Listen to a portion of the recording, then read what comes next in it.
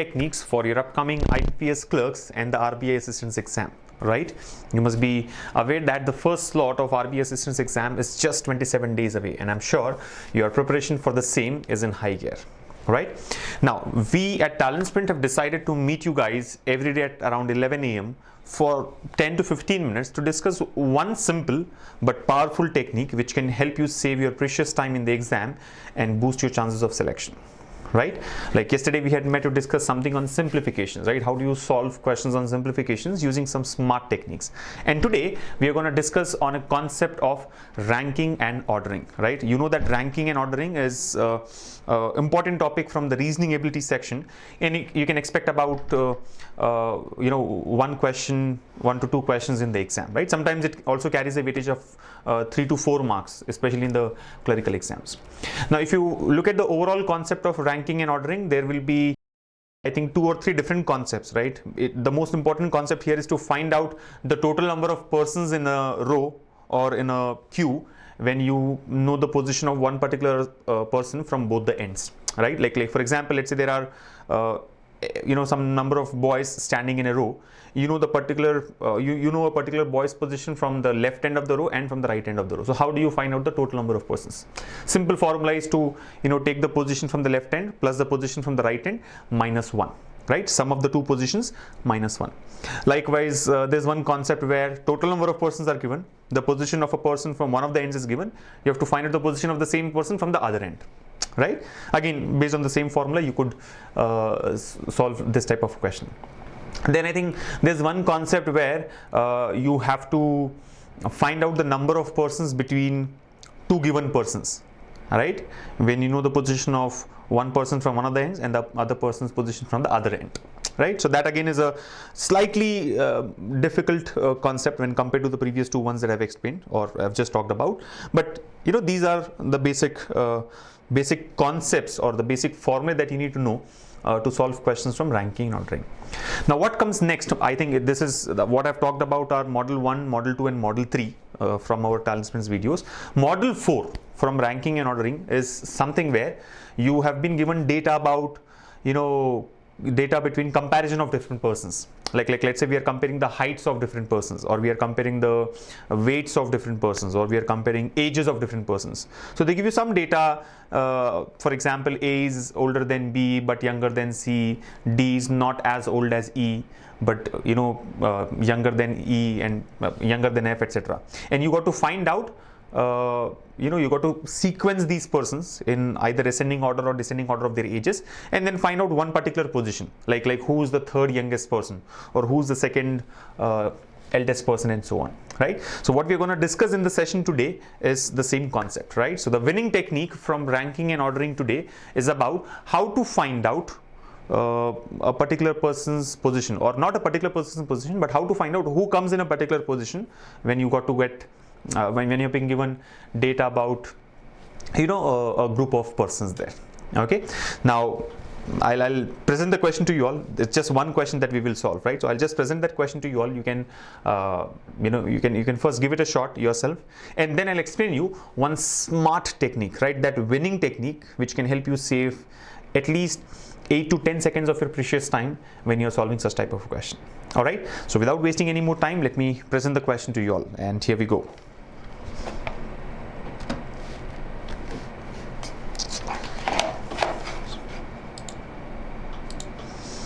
All right, so here's the question. Look at what it says. Look at the question. X is taller than Y but shorter than C. D is taller than E but shorter than Y. F is taller than D but shorter than C. Who is third tallest among all? Who's the third tallest among all? Options given are X, C, D, cannot be determined, or none of these. Now, this is a simple question. It would carry a weightage of 1 mark, right? And I'm sure all of you can solve it. All of you can solve it without wasting too much of your time, maybe in like 35-45 seconds. So try to find out the sequence of these persons and tell me who's the third tallest among all. So what you have to do is arrange all these persons in either ascending order or descending order of their heights, and then find out the third tallest person accordingly. So you have 45 seconds for this. The clock has already started.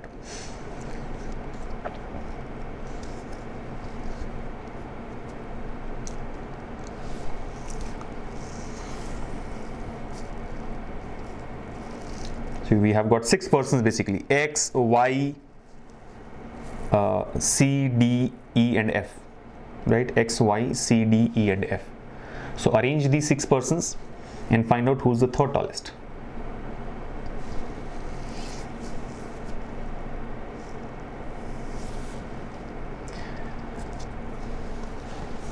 $15 more seconds to go, and then we'll look at the solution.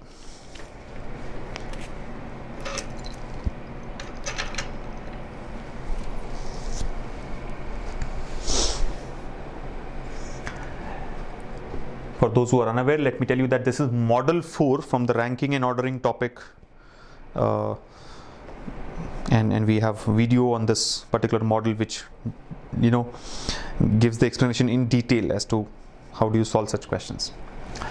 Okay, so answers have started coming in.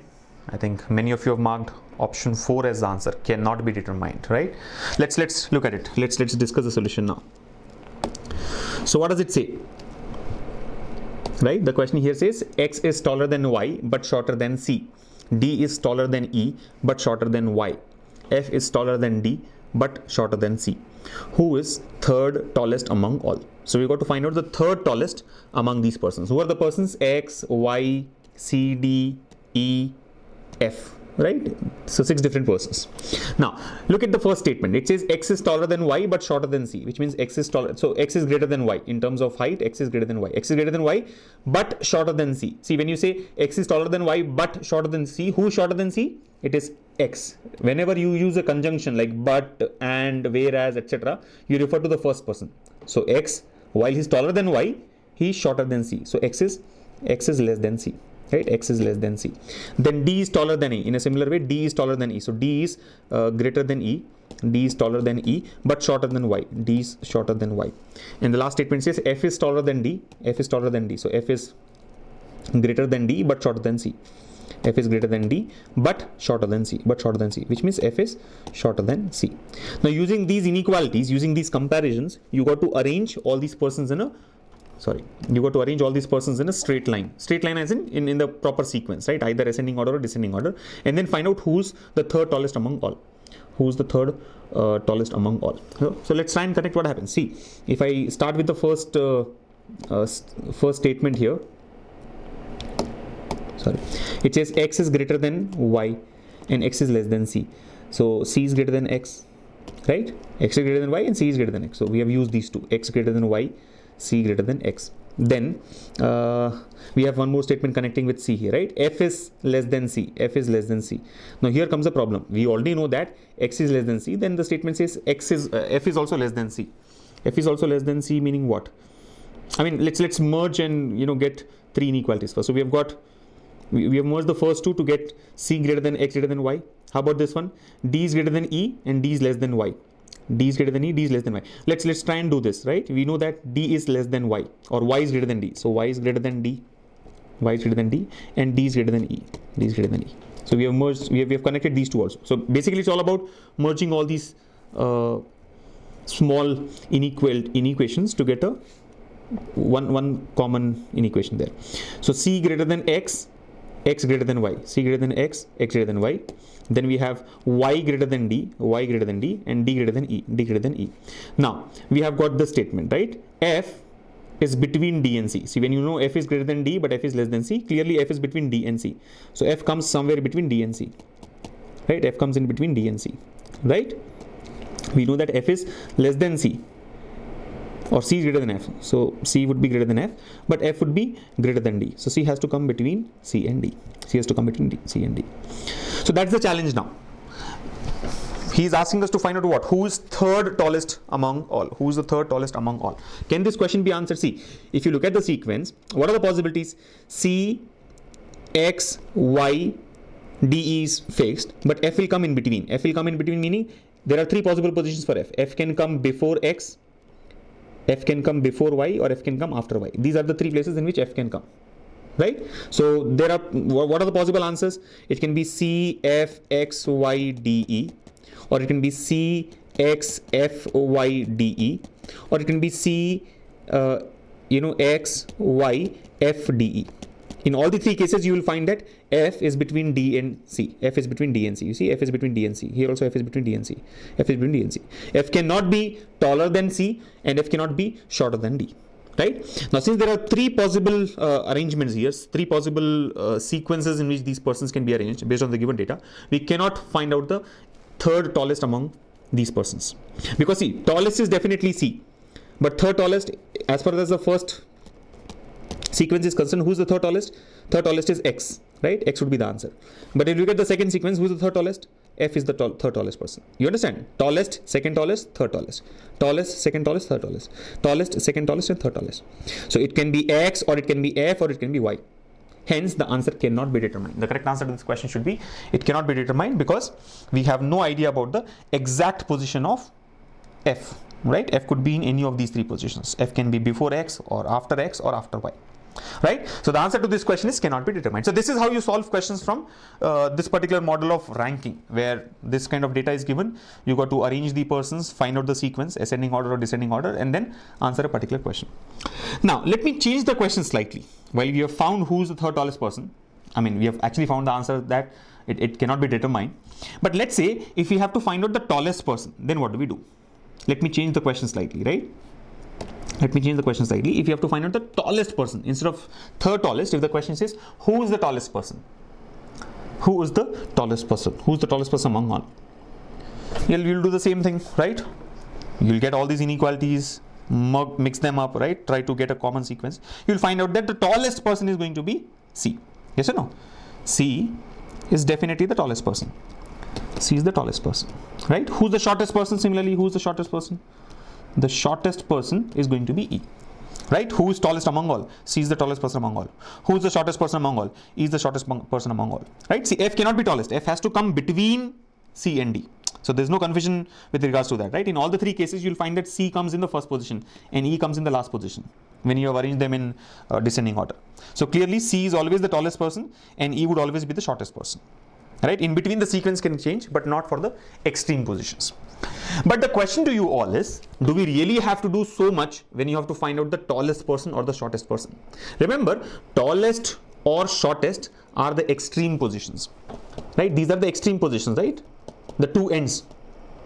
And whenever the question demands the extreme position, either the tallest person or the shortest person, or the youngest person or the eldest person, or the heaviest person or the lightest person, or the biggest or the smallest, right? Wherever we got to find out the extreme position, you don't really have to do all this. This becomes a waste of time, right? All this is a waste of time in that case. Without putting pen on paper, you can actually find out who's the tallest person or the shortest person. You're getting it? You don't really have to put so much of efforts or paperwork to do that. All this would be a waste of time in my view. You understand? This is not required for finding out the tallest or shortest person. So if you're wondering how do we do that, let me explain that winning technique to you all, right? So I'll just do one thing. I'll clear up all this marking here,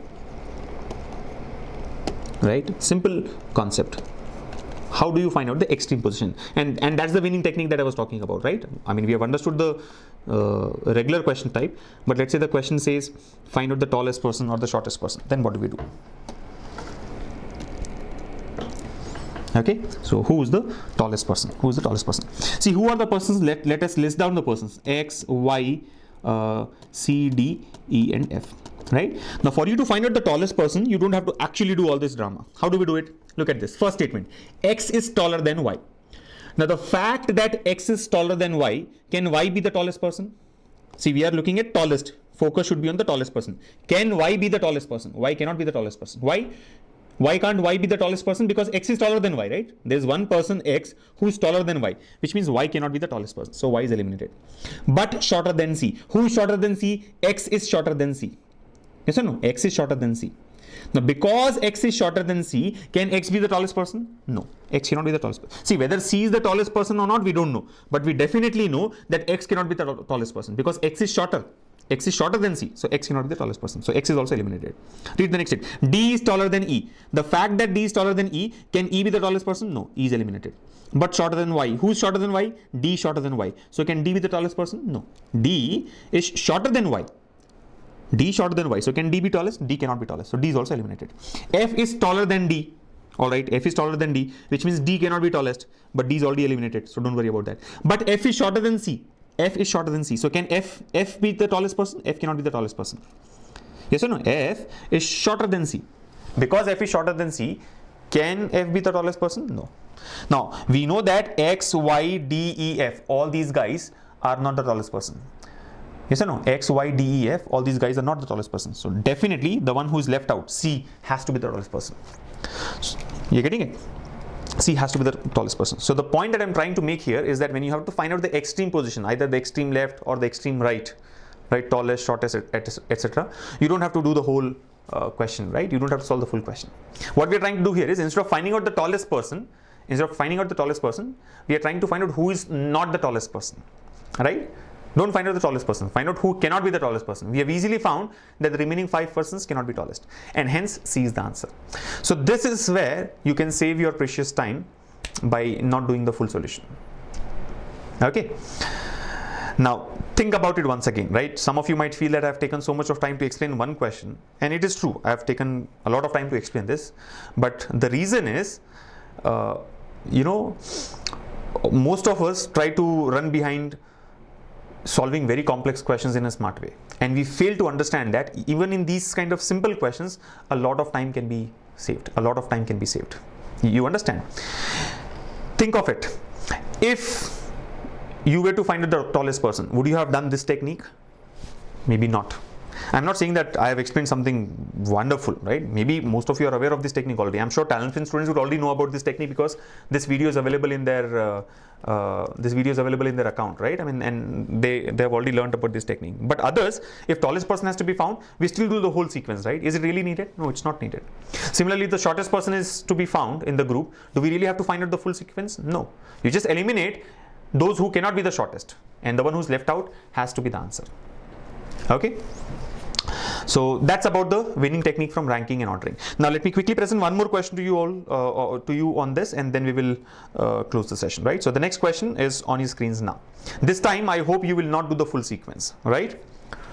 This time avoid solving the question in a regular method, right? He says Hyderabad is bigger than Vizag, right? Bhubaneswar is bigger than Bangalore. Chennai is not as big as Vizag, but is bigger than Bhubaneswar. Which is the biggest? So basically, he's talking about different cities here. Which is the biggest city? Now, if you have to really do it in a smart way, what do? Don't even put pen on paper. He's asking us to find out which is the biggest city. Remember, biggest again is an extreme position. Suppose if he says find out the second biggest city or third biggest city, I'll have to do the full solution.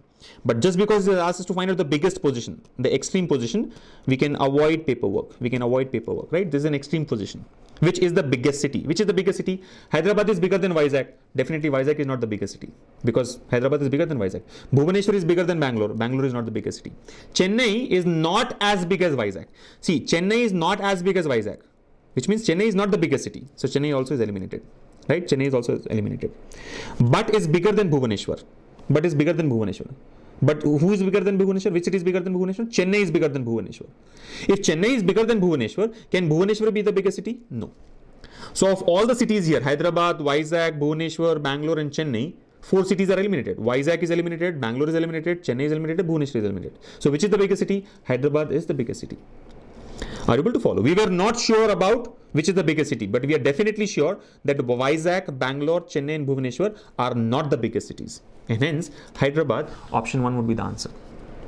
Now, the simple point that you have to reflect yourself is, would you really do this in the exam? How many of you have, how many of you would have solved this question using this smart method? You're getting it? Let me change the question slightly. Let us now find out which is the smallest city. Right? Suppose he says which is the smallest city. What do? Do the same thing in a converse way. We have to find out the smallest city. So we will all eliminate the cities which cannot be smallest. So far, what did we do? We were eliminating the cities which are not the biggest. Now let us eliminate those cities which cannot be the smallest. So which is the smallest city? Hyderabad is bigger than Vizag. Can Hyderabad be smallest? No. Hyderabad is bigger. The fact that Hyderabad is bigger, Hyderabad cannot be the smallest. Is Vizag the smallest? I don't know. Is Vizag the smallest city? We don't know. But definitely Hyderabad is not the smallest city. Right? Bhubaneswar is bigger than Bangalore. Can Bhubaneswar be smallest? Bhubaneswar cannot be the smallest city. Bhubaneswar is eliminated. Sorry. Bhubaneswar is eliminated. So wherever you have Bhubaneswar, you just eliminate that, right? Because Bhubaneswar cannot be smallest. I am looking for smallest city. Bhubaneswar is bigger than Bangalore. So Bhubaneswar cannot be smallest. Chennai is not as big as Vizag. Now understand, what does it mean? Chennai is not as big as Vizag. Chennai is not as big as Vizag means Chennai is smaller than Vizag. Chennai is smaller than Vizag. You got to understand these statements very clearly, right? I mean, these are different types of statements which can be used in ranking and ordering. We have discussed about these statements in detail in our videos, right? Chennai is not as big as Vizag. Chennai is not as big as Vizag. So Chennai is smaller than Vizag. Now the fact that Chennai is smaller than Vizag, can Vizag be the smallest city? No. Vizag has proven to be bigger. Vizag has come out to be bigger than Chennai. So Vizag also is eliminated. Yes or no? Vizag cannot be the smallest city. Right? Vizag cannot be the smallest city. Vizag is eliminated. You're able to follow which is the smallest. Vizag is not the smallest. Chennai may or may not be smallest, but Vizag is not the smallest. So what happens now? I think we have not been able to decide on which is the smallest city because two cities are left out. This time what happened? Bangalore is left out and Chennai is also left out. Between these two, we are not able to decide which is the smallest. So I think our answer to this question should be cannot be determined unless you can eliminate one of these. Right? Hyderabad is bigger than Vizag. Hyderabad got eliminated. Bhubaneswar is bigger than Bangalore. Bhubaneswar got eliminated. Chennai is not as big as Vizag. Vizag got eliminated. But is bigger than Bhubaneswar. Sorry, I'm sorry. I think the last part we missed. Chennai is bigger than Bhubaneswar. Chennai is bigger than Bhubaneswar. Yes or no? But is bigger than Bhubaneswar. Which is bigger than Bhubaneswar? Chennai is bigger than Bhubaneswar. Now the fact that Chennai is bigger than Bhubaneswar, can Chennai be smallest? No, Chennai cannot be the smallest. So which is the only city left out? Bangalore is the only city left out. Hence, the smallest city would be Bangalore. So this is how you can solve questions on finding out extreme positions just using the concept of elimination. But remember, if the same question said which is second smallest or second biggest or third biggest, we will have to do the full sequence. We'll have to find out the full solution. So the point that I was trying to make, guys, is that when extreme positions are to be found, play it smart. Use the winning technique that we have discussed here and save your precious time. Understand, if the same question is solved using the full sequence, it would take at least 30-40 seconds. But here, elimination will give you the answer in about 10 seconds, not more than that. So you are clearly saving a minimum of 20 seconds while answering this particular question. But again, the point is, if and only if extreme positions are to be found, we can use this. Otherwise, we cannot. Okay. And like I said, sometimes it may so happen that two cities are left out. When you're trying to find out smallest, two cities are left out. Like in the middle, we got stuck, right? We were left with Bangalore and Chennai both. Now, if two cities are left out, it means we cannot determine the answer. Because between these two cities, we do not know which is going to be the smallest. Of course, later on, we found that Chennai also cannot be the answer. So we are left with only one. But it sometimes can happen that two cities are left out, or two variables or two persons are left out, and then answer should be cannot be determined. So I'm sure practicing a couple of more questions on this technique will make you really efficient in applying this in the exam. Okay, and not just in questions of ranking and ordering. Now try to understand the concept. Elimination is a very powerful technique, and elimination can be used in different forms. This is one of the forms, right? He's asking us to find out tallest. We are finding out which cannot be the tallest. He's asking us to find out smallest. We are finding out which cannot be the smallest, and that gives us the answer faster. Okay, so that's the winning technique for all of you today, and I would like to close the session with this. Remember, the idea is to just meet you for 15-20 minutes to discuss one such technique. It sounds very simple. It is actually very easy and simple to apply, but the question to be asked is how many of us apply these kind of techniques in the exam. All right, so I wish all of you have found this useful, and I hope all of you will apply this at the right time in the examination. Okay, and yes, I agree based on the feedback that I can see that many of you have a complaint that I'm taking so much of time to explain just one question. But you're right, I'm explaining it and I'm trying to explain this in detail, and so it's taking so much of time, right? If I have to solve it, I can simply solve in 10 seconds and move to the next one. But will you be able to follow is the question. Okay, so please bear with me if I'm taking a little longer. I know it can be a waste of time for some of you. I mean, for most of you who know this technique already. But yes, the idea is to help all others understand these and make them save their time in the exam. So on that note, let me close it here. I hope all of you found this technique to be useful. You can join us again tomorrow at 11 a.m. for yet another winning technique from quantitative aptitude or reasoning, which can help you save your precious time. Okay, so remember 11 a.m. is when we meet every day to discuss one such concept, right? We have already met yesterday for simplifications and approximations, and today on ranking and ordering, right? Tomorrow we'll discuss one more concept. And yes, you can subscribe to our YouTube channel to get notified about these live sessions and the videos that we upload on the channel there for your free learning, right? So do subscribe to our YouTube channel, keep practicing, and take very good care of yourselves. I'll meet you all in the next session tomorrow at 11. Till then, take care.